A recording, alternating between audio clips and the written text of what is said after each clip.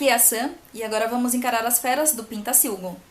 Esse livro aqui, o Pintacilgo, escrito pela Dona Tartt, é um tijolo de umas 700 páginas, muito elogiado pela crítica, chegou a receber o prêmio Pulitzer, que é um grande prêmio da literatura. E o narrador e protagonista dessa história é o Theo Dekker. No primeiro capítulo já começa com o Theo trancado num quarto de hotel na Holanda e você não sabe por que ele está lá, mas você sabe que ele está assustado, que ele está doente e que basicamente ele está no fundo do poço. Encurralado nessa situação, o Theo começa a refletir a respeito de como ele chegou àquele ponto na vida dele. Então começa um flashback narrado pelo próprio Theo Dekker, contado com minúcias de detalhes a respeito das pessoas e dos lugares por onde ele passou e onde ele viveu. A narrativa do Theo começa na adolescência dele, quando ele vai junto com a mãe dele para um museu visitar uma exposição de mestres da pintura holandesa. A mãe dele está interessada em ver o quadro da capa, que é o Pintacilgo. Quando o Theo está no museu com a mãe, procurando por esse quadro, ele vê uma garota ruiva que imediatamente já chama a atenção dele e vê que ela está acompanhada por um senhor idoso. Repentinamente ocorre uma explosão no museu devido a um atentado terrorista. Quando o Theo se recupera da explosão, ele está completamente desorientado, ele não consegue encontrar a mãe dele, mas ele encontra o senhor idoso que ele tinha visto com a garota ruiva e esse senhor está à beira da morte. E é isso que coloca o Theo na trilha que ele vai seguir a partir de então. Porque no estado que o Theo estava, o estado de choque que o Theo se encontrava, ele acabou pegando esse quadro do museu e saindo de dentro do museu com o quadro. E quando ele se dá conta do que ele fez, de que ele tirou uma obra-prima de dentro do museu, ele fica sem saber como devolver. Só que ao mesmo tempo ele fica obcecado pela pintura também. Então ele sabe que tem que devolver, mas ele não consegue devolver. Por causa do falecimento da mãe, o Theo ficou sozinho no mundo. Inicialmente ele vai morar junto com a família de um amigo, mas logo o pai dele aparece para levar ele até Las Vegas. O Theo considera o pai dele um bosta. Porque o pai dele é viciado. O pai dele é viciado em drogas, é viciado em álcool, é viciado em jogo. E ele é negligente com o filho. Por causa desse estado de espírito que o Theo se encontra, o garoto com quem ele mais tem afinidade na escola é o Boris, que também é um garoto que não tem a mãe e é negligenciado pelo pai e entende muito bem a sensação de revolta e de solidão que o Theo sente. Mas por conta dessa amizade também começa a decadência do próprio Theo. Seus primeiros contatos com álcool e drogas e cigarros na adolescência. E ele também vai começar a praticar pequenos furtos. Não demora muito, o pai do Theo sofre um acidente e morre. E ele procura abrigo no antiquário de um amigo que ele conheceu por conta da explosão no museu. O velhinho que estava morrendo no dia da explosão, ele tinha um companheiro em vida e o Theo e esse companheiro, que se chama Robbie, eles se conheceram ainda. Então quando o Theo foge de Las Vegas para escapar da custódia do governo, ele foge para a casa do Robbie e o Robbie adota o Theo oficialmente e os dois começam a viver juntos. A garota ruiva do museu era parente do companheiro do Robbie, então o nome dela é Pipa. Então a Pipa e o Robbie também têm uma relação bem próxima.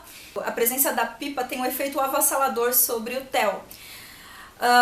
É interessante ver que a conexão entre o Theo e a Pipa é que ambos têm o trauma da explosão, porque ambos estavam no museu no mesmo dia. Só que a Pipa ficou sequelada por conta disso. Ela teve uma série de problemas de saúde em função dessa explosão. E ela desenvolveu diversas imperfeições físicas por causa disso. Só que aos olhos do Theo ela é quase sagrada. Ele sempre coloca ela num pedestal, ela é o maior ponto fraco dele, o grande amor dele. E quando ele se declara para ela, ela rejeita ele. Mas isso não abala muito a relação que eles têm como amigos, porque apesar de tudo, eles têm uma conexão que não vai se desmanchar com o tempo. O Robbie se torna o pai que o Theo não teve, ele se torna um mestre, ele que ensina ao Theo tudo sobre móveis antigos. O Theo começa a administrar a loja do Robbie e os dois se tornam sócios. A vida do Theo e do Robbie é muito entrelaçada e eles também têm a conexão pela perda, porque no dia da explosão o Theo perdeu a mãe e o Robbie perdeu o parceiro dele. A principal trama da história é conectada pelo fato que o Theo ficou com o quadro que ele tirou do museu, que é essa imagem que está aqui na capa do livro.